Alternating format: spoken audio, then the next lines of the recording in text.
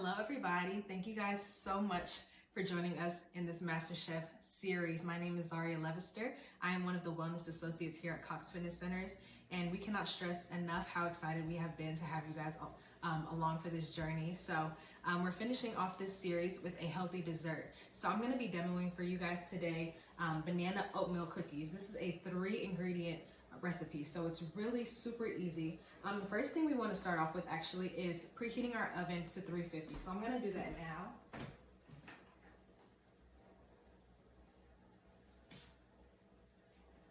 Okay, so now that that's done, we're going to need 1.5 cups of quick cooking oats.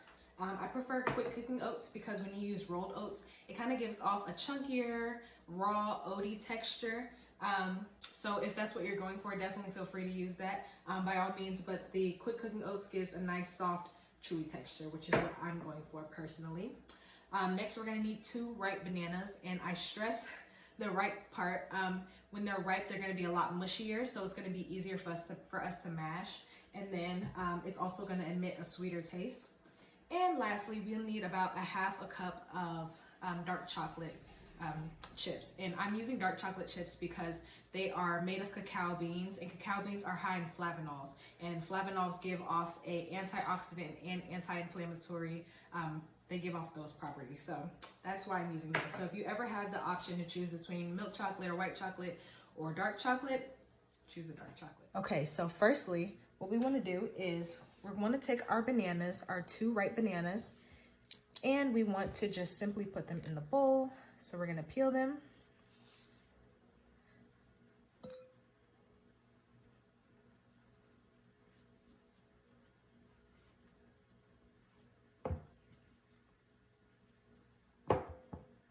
What our bananas are going to be doing is acting as our binder. So since this cookie recipe does not call for eggs or flour or anything like that, the banana is really going to come in handy in that it holds all of the rest of our ingredients together. And you will see that in just a moment.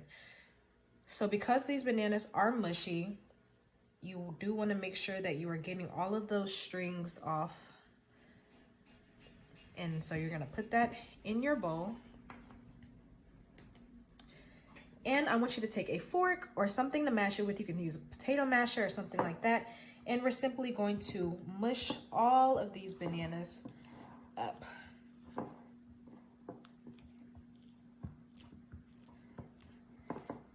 You want to continue to do this until they're nice and pureed. So they're going to start to get nice and slimy. And that is exactly what we're going for.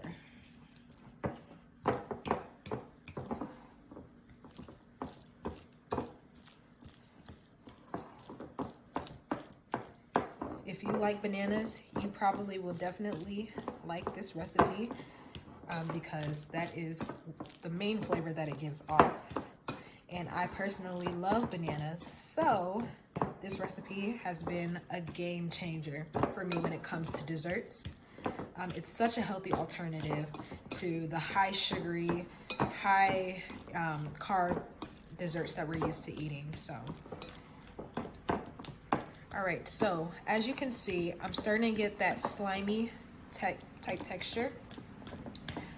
I want to make sure most, if not all of the lumps are completely gone, but it looks about good to me. So I'm going to stop there, and I'm going to take my oats, and I'm going to pour it straight into the batter. And I'm going to do the same thing and just making sure everything is nice and mixed together. You want to ensure that this step is completely done before adding in the chocolate chips. So make sure that all of the oats are nice and mixed in with the bananas. Everything is well combined.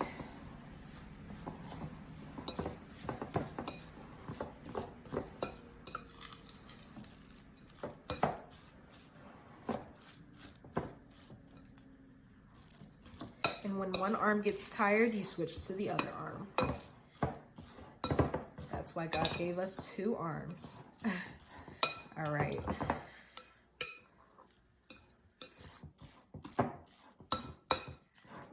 All right, so when you think you have everything just about mixed up, which I think mine is pretty well mixed, you are going to dump in your dark chocolate chips and mix all of those in. Now, for this video, I'm gonna be stopping at this step as far as ingredients go, but this definitely does not have to be the end. If you desire nuts or dried fruits like cranberries or dried raisins or something like that, or if you want to add in maybe peanut butter or something else, cinnamon, vanilla extract, this would be the step to do it. But like I said, this is where I will be stopping as far as the ingredients go. So now that I have everything combined, I'm going to move on to my next step. So I'm going to take my baking sheet and my parchment paper and pull off just enough to cover the base.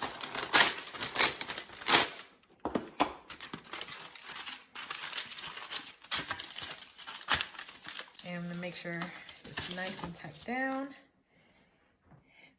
Taking my batter, I'm going to use an ice cream scoop. You can definitely just use a regular spoon, but I thought I would get a little fancy with my ice cream scoop. And scoop the batter and kind of form it in here so that it can form a nice ball on my cutting sheet. This is a simpler way. Otherwise, I would use a regular spoon, like I said, and kind of form the ball with my hands. And you can put these cookies as close together as they can go, because these cookies actually don't spread out on their own. Like I said, they don't have any eggs or flour in them, obviously. So they're not going to spread on their own. So that's why we are going to actually smush them down to form the cookie shape. And then they'll firm up in the oven. Just like so.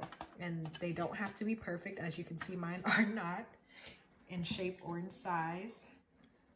So I'm going to continue to do this until all my dough is used.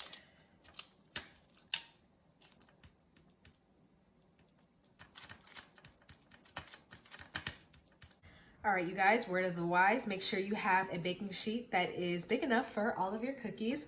But nonetheless, they should be fine. Like I said, they're not gonna spread because they don't have any spreading agents in them.